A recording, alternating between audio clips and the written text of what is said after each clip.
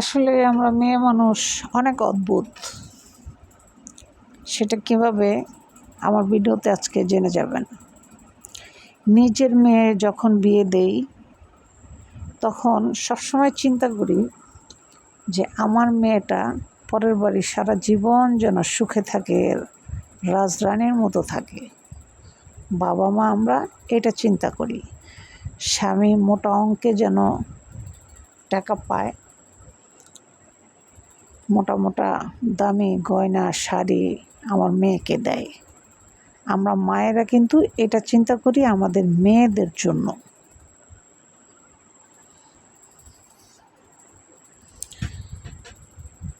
আর যখন পুত্রবধূ ঘরে আনি ছেলের বউ, তখন চিন্তা করি ছেলের বউকে দিয়ে কোন কাজটা করানো যায়, ছেলের বউকে কম দামে কোন জিনিসটা দেওয়া যায়। বছরে একটা 3 পিস একটা শাড়ি দিলেই যথেষ্ট। তাহলে এবার চিন্তা করে দেখেন, নিজের মেয়ের জন্য চিন্তা করি মোটা কাপড়, মোটা গয়না, 10 তলা বাড়ি যেন জামাই করতে পারে। আল্লাহ আমার মেয়ের জামাইকে এই তৌফিক দান করো। আমরা সাধারণত কিন্তু এই দোয়াটা করি মেয়েদের জন্য। আর ছেলের বউ মানে পুত্রবধূ যখন আমাদের ঘরে আসে তখন আমরা চিন্তা করি ছেলের বউকে কীভাবে প্রেশার কেট করে রাখা যায়, কম দামে 3 পিস দেওয়া যায়, খাবার কমায় দেওয়া যায়। আর বউর বদনাম তো আছেই, এটা তো আর বলতে নাই। এটাই হচ্ছে আমাদের নারী মানুষের স্বভাব।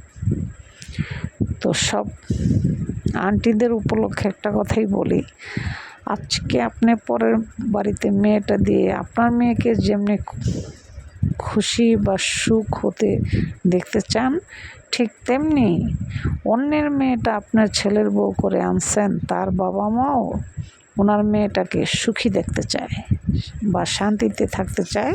এটাই কিন্তু উনিও চায়। যেমনি আপনি চান আপনার মেয়ের জামাই 10 তলা বিল্ডিং করুক, তেমনি আপনার পুত্রবধূর বাবা মাও চায় যে আমার মেয়ে 10 তলায় থাক, স্বামী আমার মেয়েকে বিলাসিতায় রাখুক। কথাটা মাথায় রাখবেন, ঠিক আছে? পরের মেয়ে দেখে ফালাবেন না, আর নিজের মেয়েকে আসমানের চান ভাববেন না।